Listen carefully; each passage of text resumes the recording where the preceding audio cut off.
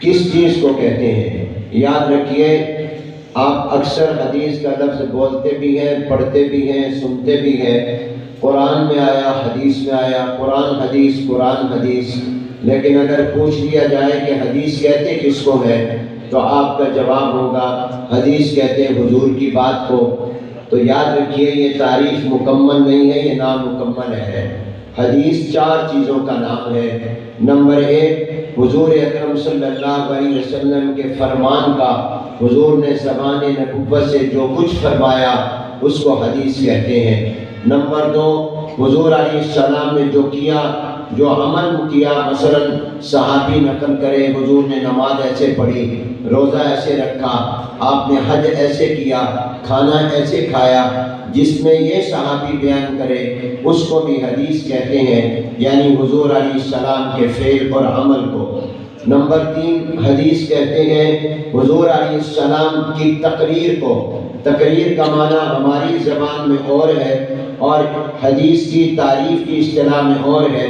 ہمارے ہاں تو تقریر کہتے ہیں بولنے کو، بیان کرنے کو، مگر حدیث کی تعریف میں جو لفظ تقریر آتا ہے اس کا معنی چپ رہنا ہے، اس کا معنی خاموش رہنا ہے، کہ حضور اکرم صلی اللہ علیہ وسلم کے سامنے اگر کسی مسلمان نے، کسی شخص نے کوئی کام کیا یا کوئی بات کہی اور حضور چپ رہے، حضور نے روکا نہیں، ٹوکا نہیں، یہ نہیں فرمایا یہ غلط بات ہے، یہ غلط کام ہے، بلکہ آپ نے خاموشی اختیار کی، تو حضور کی خاموشی بھی اللہ کا دین بن جاتا ہے، شریعت بن جاتی ہے، حدیث بن جاتی ہے۔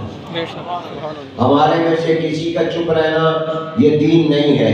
ہو سکتا ہے کوئی مولوی، کوئی پیر، کوئی عالم ڈر کی وجہ سے چپ رہ جائے خلاف دین بات دیکھ کر، ہو سکتا ہے کسی لالچ کی وجہ سے وہ شریعت کے خلاف بات دیکھ کر چپ رہ جائے، مگر اللہ کا نبی اور پیغمبر شریعت کے خلاف کوئی بات دیکھے یا سنے وہ چپ رہ جائے، یہ ممکن نہیں ہوتا، کیونکہ اس کی خاموشی نے بھی اللہ کا دین بن جانا ہے، اس کی خاموشی نے حدیث بن جانا ہے، اس کی خاموشی نے شریعت بن جانا ہے۔ اس لیے جو چیز جائز ہوگی وہ اس پر چپ رہے گا، جو ناجائز ہوگی وہ اس پر خاموش نہیں رہے گا۔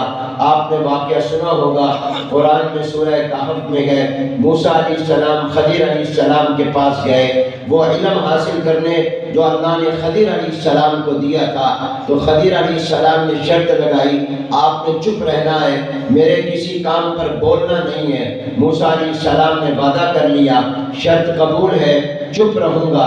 لیکن جب خضر علیہ السلام نے کشتی توڑ دی، موسیٰ علیہ السلام چپ نہیں رہے، بول پڑے، کیونکہ موسیٰ علیہ السلام کی شریعت میں کسی کا نقصان کرنا جائز نہیں تھا۔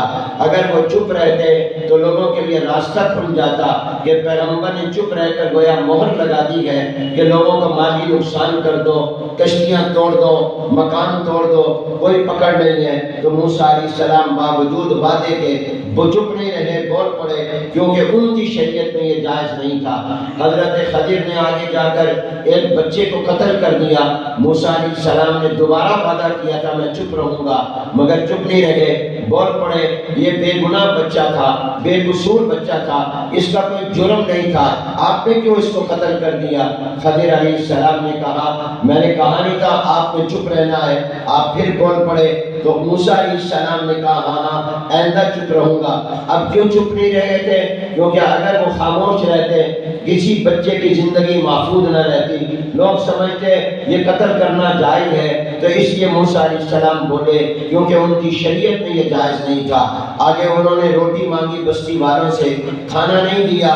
حضرت خضر نے گرتی دیوار کو ہاتھ لگا کر ٹھیک کر دیا، سیدھا کھڑا کر دیا۔ پھر موسیٰ علیہ السلام بولے انہوں نے روٹی نہیں دی، آپ نے مفت کے اندر ان کی دیوار کھڑی کر دی۔ تو موسیٰ علیہ السلام ہر دفعہ وعدہ کرتے ہیں نہیں بولوں گا، چپ رہوں گا، پھر بھی بولتے ہیں، کیوں؟ اس لیے کہ وہ کام یا تو بداہت کے خلاف خلاف تھے یا وہ شریعت کے خلاف تھے، اور پیغمبر اللہ کا شریعت کے خلاف میں دیکھ کر بات کو چپ نہیں رہ سکتا۔